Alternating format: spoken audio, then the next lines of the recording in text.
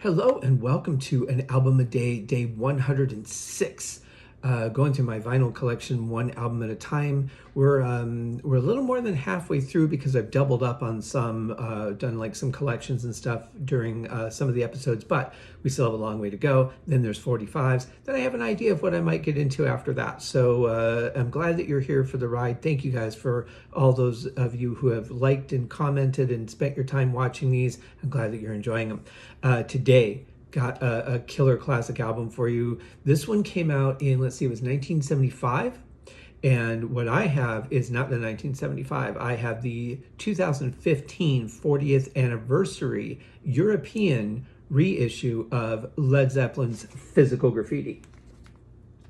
Cool album cover. I've seen like modern pictures of the building, and as far as I know, they're real. Who knows? Everything could be AI generated at this point.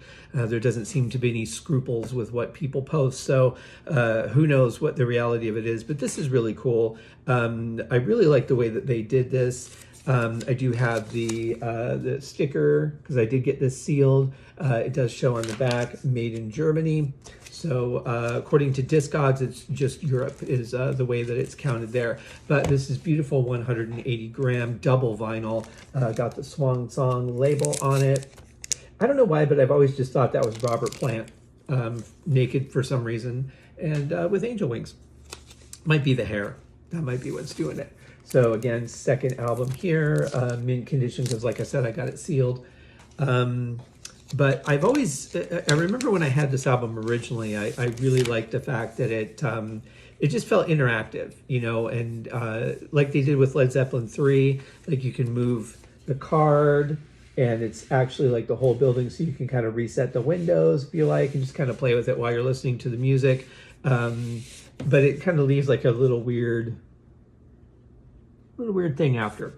And I think the original album was similar to that. I can't remember exactly which one I had. But then on the inside, you could also put this in there instead. This is one of the album sleeves. I think the other album sleeve was the same, was it not? No, the other album sleeve has different pictures in it. But if you wanted to, you could obviously, you know, you could take these and slip these into the cover, just match up which side has the door, you know, to the door. And then you can put this in here and make the house a little more lively because, you know, now there's people in the windows, so they're doing stuff.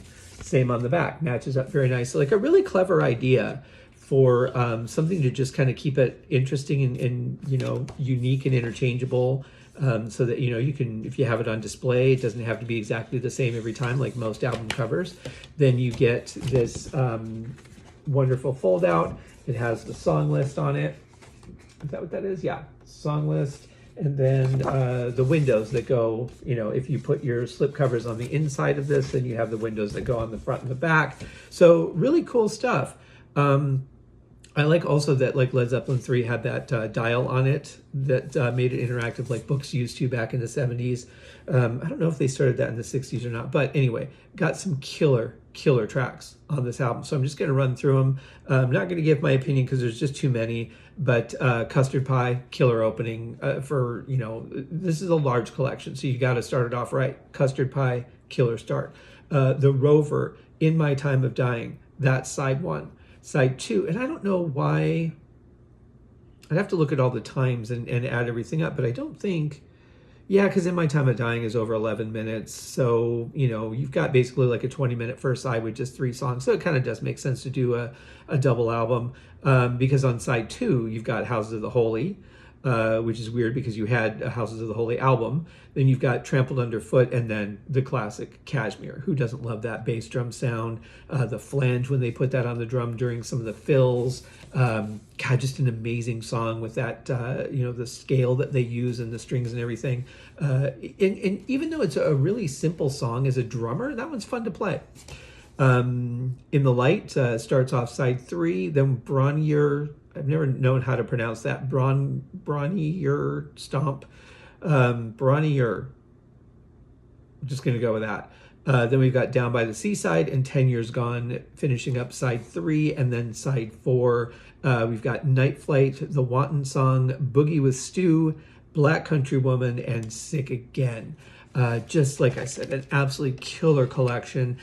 Speaking of double albums, though, I forgot to mention when I did my Purple Passages episode recently, it's really interesting because one vinyl is side 1 and 4, and then the other vinyl is side 2 and 3, whereas most of them you get side 1 and 2, and then the second vinyl is 3 and 4. So I don't know if they were just trying to do something different or what, but that's what they did. So kind of weird, but that's how it goes sometimes.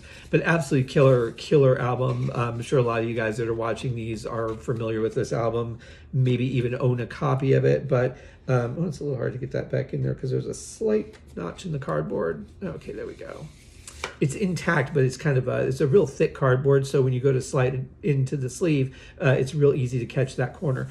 But yeah, great collection. If you haven't heard this, check it out. Start with maybe Kashmir if you just kind of want to get an essence of what Led Zeppelin is all about, because that's a pretty iconic song for them. But I always felt like Zeppelin was such a variety in style, kind of like Whitesnake, where they had some hard driving songs, they have some real simple blues songs, and then they turned into a very hard rock band. But Zeppelin, like so much of them, was acoustic. It's interesting because their hard stuff is really like good hard rock, but they had so much that was just like light and gentle and acoustic. It's really quite a mix for Zeppelin, but they were a very innovative band, especially at the time. Thinking about the time they came out, what was out when they started, and how they kind of shaped rock and roll music. They're a very important band in music history. So I hope you guys enjoyed this episode. We'll see you tomorrow for another one. Cheers.